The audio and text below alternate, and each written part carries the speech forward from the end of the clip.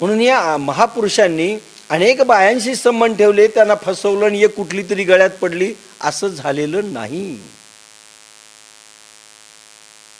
ब्राह्मणापेक्षाही त्यांचं वागणं अप्रतिम होतं. म्हणून वर्णसंकर कुठे घडतो हे सांगतोय. वृत्ती हलकट असेल, टुकार पोर असतील, कुठल्याही जातीचे असो, आणि कुठल्याही टुकार पुरी असतील, विद्यार्जन करायचं त्यावेळेस तुम्ही दुसरे ढंग जर करायला लागले, म्हणून आपण काही मुली काढून टाकल्या आपल्या योगदामध्ये आणि पोरही काढून टाकले, नाही ते जुळलं. वर्णसंकर होतो तिथे. कारण घाण विचारांची पोरं आणि पोरी यांचे संतान कसे निपजणार सांगा बरं? कसे निपजणार? क्वालिटीज नाही. म्हणून आहार विहार दोषी, त्यामुळे रक्तमन बुद्धी दुष्ट होते, इंद्रिय हवी तशी उधळतात, म्हणून कुलस्त्रियाकडून व्यभिचार घडतात. म्हणून व्यभिचार घडतात.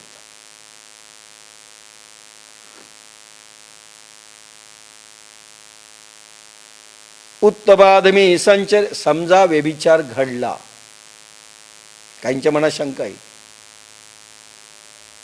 ठीक आहे, त्यावेळेस त्या दोषी झाल्या, अध्यात्मामधून डिबार्ड आहेत, समजू नका. पिंगला वेशा, गणिका वेशा आणि कानोपात्रा ह्या वेशा होत्या, पण महान संत झाल्या.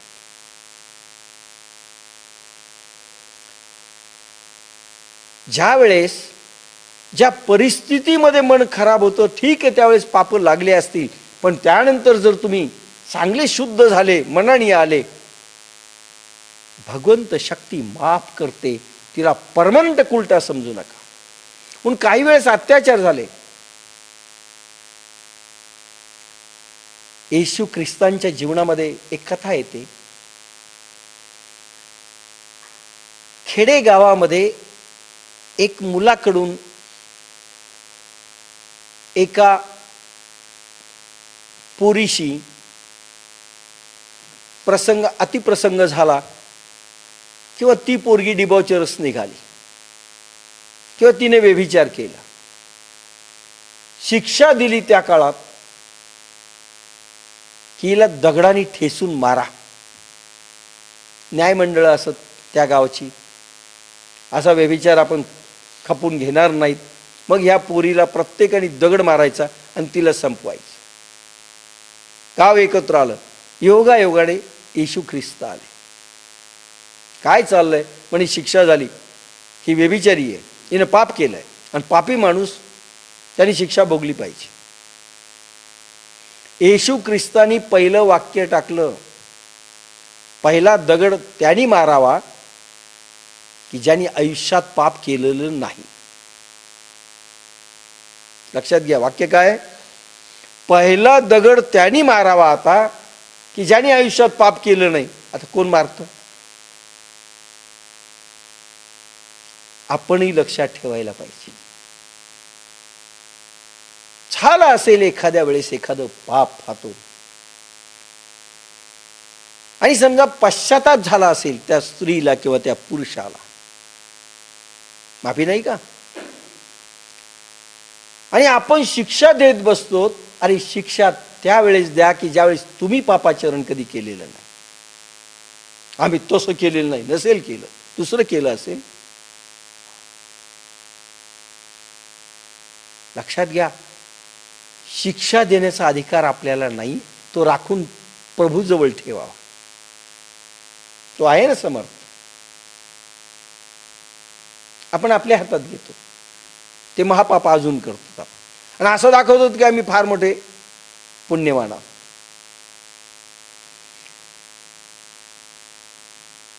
म्हणजे एका विषयातनं काही कड्या बाहेर येत आहेत, ते तुमच्याही लक्षात याव्यात.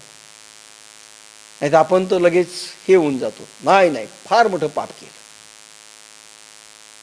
तैसे यमनियम ठाकती, तेथ इंद्रिय सैरा राहटती, मनोनी व्यभिचार घडती कुळस्त्रिया. कुळस्त्रिया व्यभिचारी होतात. अनेक लोकांशी रत होणं म्हणजे व्यभिचार, म्हणजे प्रॉस्टिट्यूशन, वेश्या.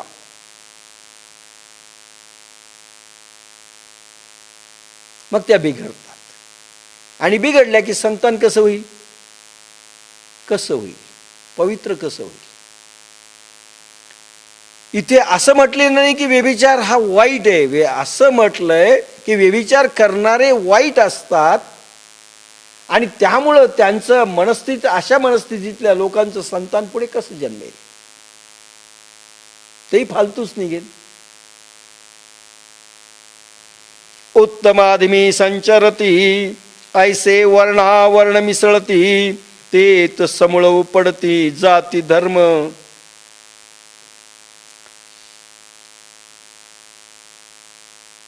व्यास महाराज कोळी होते हे लक्षात घ्या.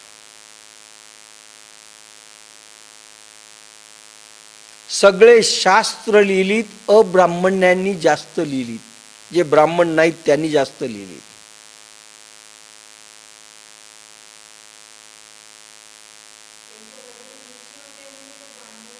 नाही, आपण आता जातीवाचक बोलू. अनेक वेळेस बोलताना भगवान व्यास तसे म्हटले तर कोळी, पण त्रिजगतात वंदनीय झाले. लक्षात घ्या, प्रत्येकाने वंदन केले. म्हणजे ऋषीमुनी कुठल्याही जातीत होऊ शकतो. आणि किती वाल्मिकी सारखा महान पापी वाड्या कोळी हा वाल्मिकी ऋषी झाला हे लक्षात घ्या. माफी प्रत्येक क्षेत्रात आहे, फक्त त्यांनी मनाने झालं पाहिजे. हा, ती सतत जर बिघडत असेल पोरगा आणि पोरगी, दारू पिली, ठीक आहे.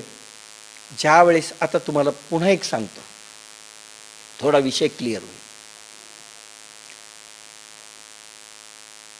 तुम्ही बेशुद्धीमध्ये असतात, जे कर्म झाले त्याची माफी मिळू शकते. पण ज्यावेळेस जागेपणी झालेले असतात त्याला माफी नसते. म्हणजे कसं? आता तुम्ही म्हणाला जागेपणी झोपलेलं तर काय असतं?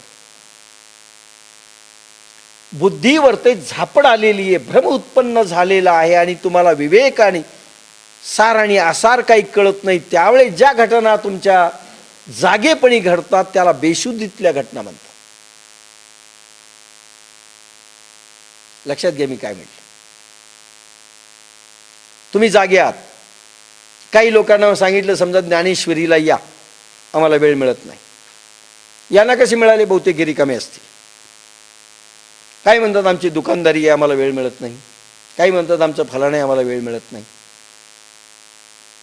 आपल्याला माहित आहे की प्रमुख काय हो? प्रमुख काय?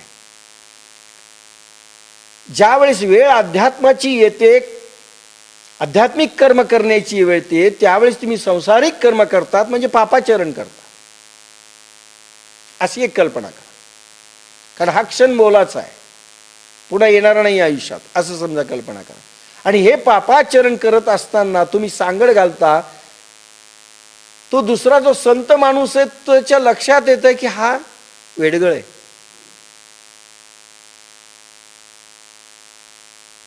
जो नित्य येत असतो ज्ञानेश्वरीला, साधनेला, त्याच्या लक्षात असतं हा वेडगळपणा करतोय. म्हणजे काय? हा जागा आहे, तो झोपलेला आहे. तो माणूस झोपलेला आहे, हा जागा आहे. आणि त्याची जी कर्म व्हायली, जरी तो जागा असेल तरी झोपलेली कर्म म्हणजे एक प्रकारे बेशुद्धीतली कर्म असतात. पण एकदा तो जागा झाला की ते माफ होऊ शकतं. जागा झाल्यानंतर माफ होऊ शकतं, माहितीच नाही त्याला. पण एकदा माहिती झालं तरी तुम्ही ते पापाचरण करायला लागले तसे, तर मात्र फटके सुरू होतात.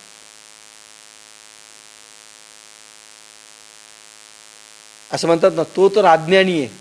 एखादं पोरग शिव्या द्यायला लागलं आणि मोठंही शिव्या द्यायला लागलं, कोणाला माफ करतो आपण? पोराला. अरे त्याला कळत नाही, पण तुला कळत नाही का? त्याचं कसं ऐकून घेतलं? माझं काय झालं नाही द्यायला? त्याला कळत नाही. त्याला कळत नाही हे जे म्हणतो ना, म्हणजे काय, तो बेशुद्धीत कर्म करतोय. जागा होणं धोका आहे. म्हणून ज्ञानियांच्या झोंबे कंठी, कोणती ओवी, नवलांकाराचे गोठी,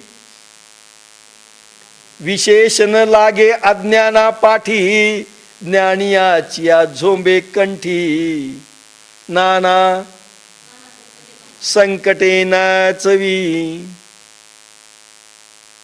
ज्ञानाला झोंबत, कारण अज्ञानाला मारही कळत नाही. दारू पिणारा नालीत पडला, त्याला वाटतं आपण स्वर्गात आहे, कारण तो बेशुद्धीत असतो. पण ज्ञानी माणूस दारू पिऊन नालीत पडला तर त्याला देवही माफ करत नाही, लोकही माफ करत नाही. एका पोराने चेंडू असा फेकून टीव्हीचा काच फोडला, त्याला माफ करतील. पण मोठा माणूस करू लागला तर त्याला माफी मिळेल? नाही मिळत. म्हणून आपण अज्ञानी आहोत अगोदर सिद्ध करावं लागेल. त्यालाही माफी नाही, सटके बसतात, पण जरा कमी बसतात. याला जास्त सटके बसतात, त्याला जास्त बसतात. जे VIP कोठ्यातून आले त्यांना सटके जास्त आहेत. सिंपल कोठ्यातला आहे, पण त्याला काय, हम हे राजा इंद्रपुरी के पडला तरी तो पाका जोशात असतो, कारण तो बेशुद्धीत आहे. पण दारू पिणाऱ्यांना माहित आहे दारू वाईट आहे. कुठल्या माणसाला माहित नाही? लेख लिहायला सांगा, तुमच्यापेक्षा जास्त चांगले लिहितील ते दारूवाले. दारूचे दुष्परिणाम काय ते जे लिहून देतील ना, तुम्ही मला दाखवा त्यांच्या इतकं लिहून. अनुभव असतो. तरीही ते जागे होत नाहीत, कारण बेशुद्धीत असतात. आणि बेशुद्धी अवस्था त्यांना आवडते. लक्षात घ्या. आणि अशा बेशुद्धी अवस्थेमध्ये जे जे कर्म केलं, तुम्ही जर बेशुद्ध अवस्थेतून शुद्ध याच्यात मध्ये आलात, ती माफी झाली. आपल्याला हेच निकष लावावे लागतील, जाग करावं लागतं. बाबा रे चांगलं नाही, आणि एकदा त्याच्या लक्षात आलं चांगलं नाही, एका सेकंदात सोडतो. अंगुलीमाल डाकू, आता विषय आला म्हणून सांगतोय, म्हणजे एकदा क्लिअर होऊन जावा एखादा विषय. भगवान बुद्धांना सगळ्यांनी सांगितलं, महाराज त्या जंगलाकडे तुम्ही जाऊ नका. त्या खेड्यात गेले ते का?